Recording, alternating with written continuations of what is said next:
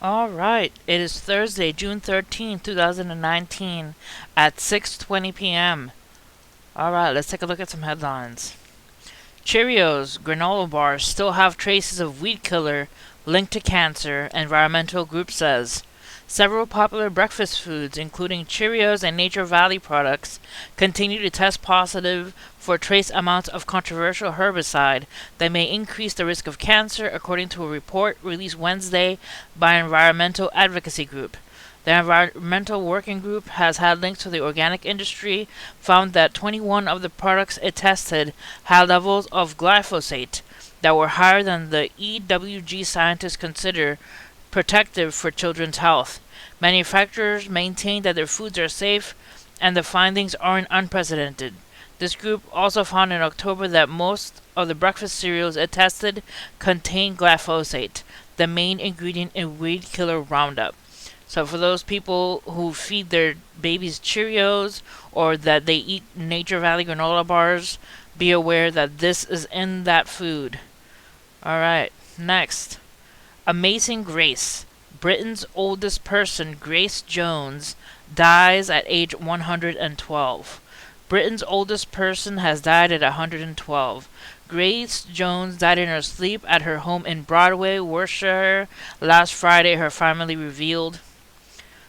She was born on September 6, 1906, 5 years after Queen Victoria died, and lived through 26 prime ministers and 5 monarchs.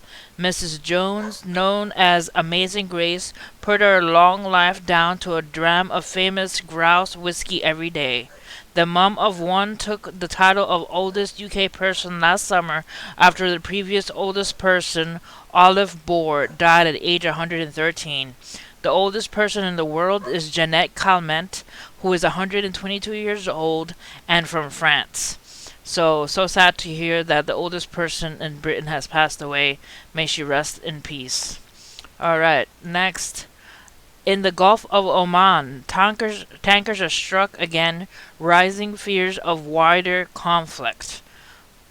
Explosion crippled 2 oil tankers in the Gulf of Oman on Thursday, and what the United States calls attacks by Iran, raising alarms about immediate security and potential military conflict in a vital passageway for a third of the world's petroleum.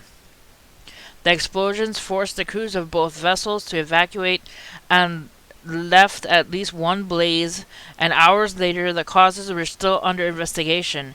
Yet the backdrop of steeply rising threats between President Trump and Iranian leaders gave the stricken ships a grave significance even before the facts became clear. So this I don't trust at all.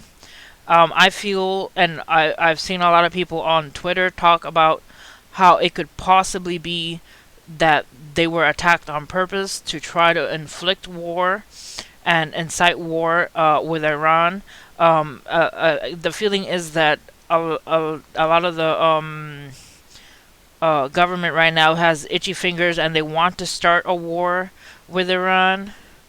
Here it says, okay, prove it. Let's see the intelligence. And in this post, if you go to my Twitter channel, you can see it. You can see the comments of the people saying that they don't trust what the government's doing, and they're not 100% sure that that attack wasn't on purpose.